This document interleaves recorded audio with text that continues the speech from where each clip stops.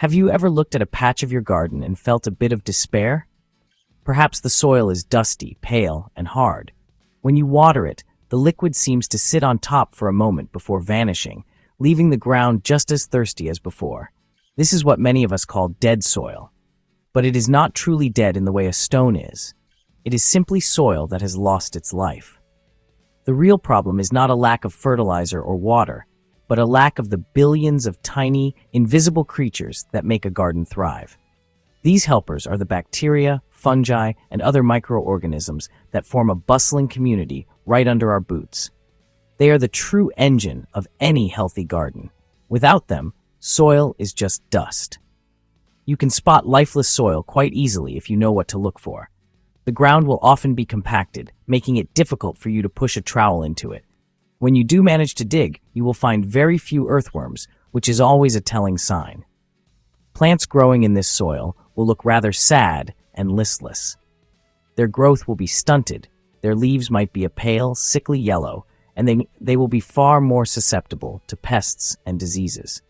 If you pull one up gently, you will see its roots are weak and shallow, unwilling to venture deep into the unfriendly earth. It's as if the plants themselves are telling you that they cannot find the nourishment they need to grow strong. This situation often happens because we have unintentionally been a bit harsh on our soil. Overdigging can break up the delicate fungal networks that are vital for transporting nutrients and water. Leaving the soil bare and exposed to the harsh sun and driving rain is another common mistake. This exposure kills off the surface-level microbes and allows precious topsoil to be washed or blown away. The use of chemical sprays, even if well-intentioned, can also be devastating to this microscopic world. These chemicals don't just target the pests, they create a sterile environment where the good guys, our microbial allies, cannot survive. The result is a silent, barren landscape beneath the surface. But here is the wonderful, hopeful truth. You can bring it all back, and you can do it without spending a single penny. You do not need to buy expensive bags of potions and powders from the garden center. The magic you need is likely sitting in your kitchen right now, waiting to be used. The secret lies in reintroducing a diverse population of microbes to your soil and then giving them what they need to flourish. It is a process of gentle encouragement, of working with nature rather than against it. Think of yourself not just as a gardener, but as a soil shepherd, nurturing your invisible flock back to health. It is a deeply rewarding task. The first step in this revival is to create a simple, homemade microbe starter. It sounds technical, but it is truly as easy as making a cup of tea. All you need is a bucket, some water, and a handful of kitchen scraps. The best scraps are things that are full of life themselves.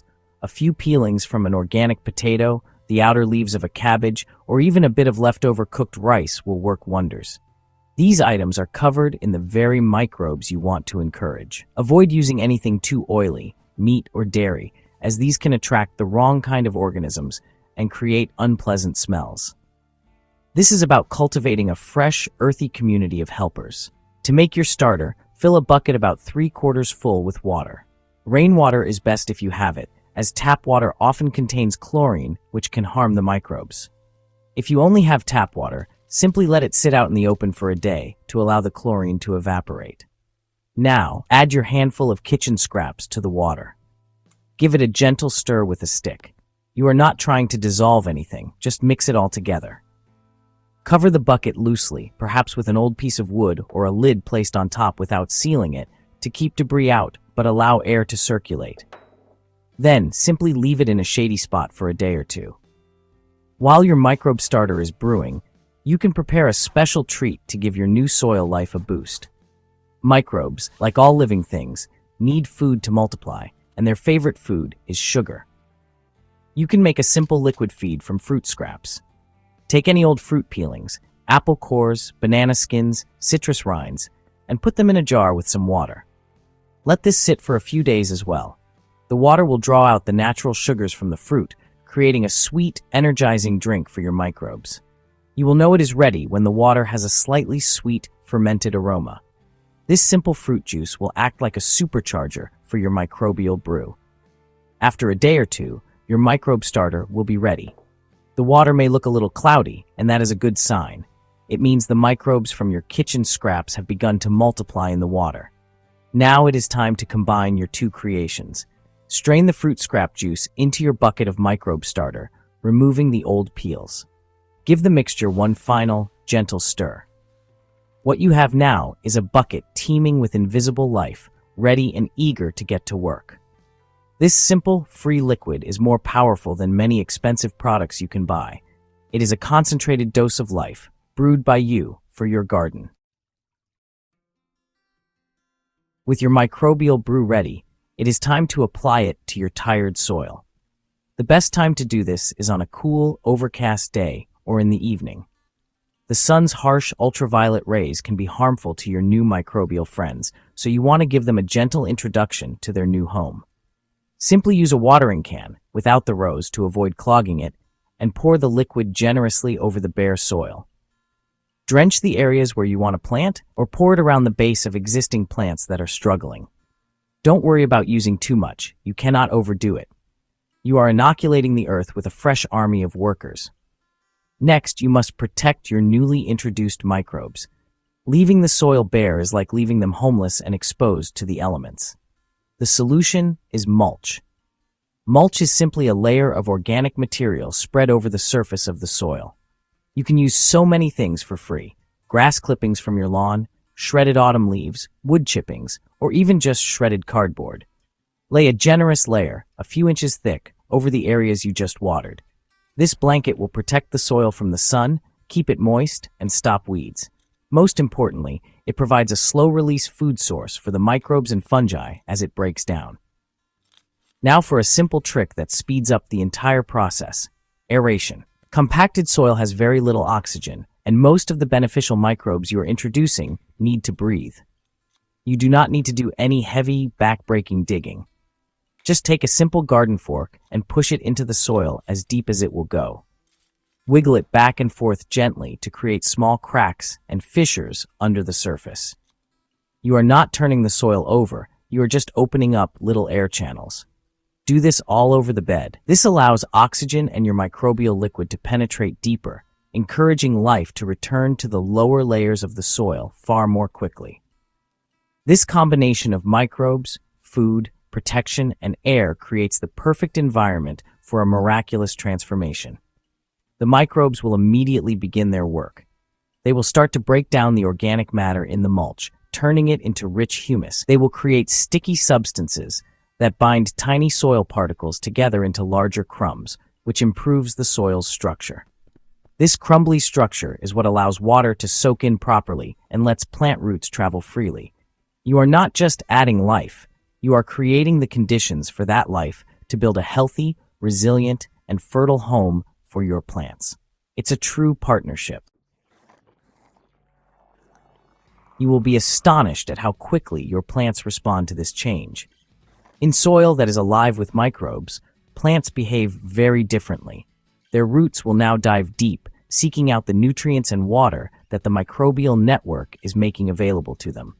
You will notice the leaves taking on a deeper, richer green color, a sign that they are photosynthesizing efficiently.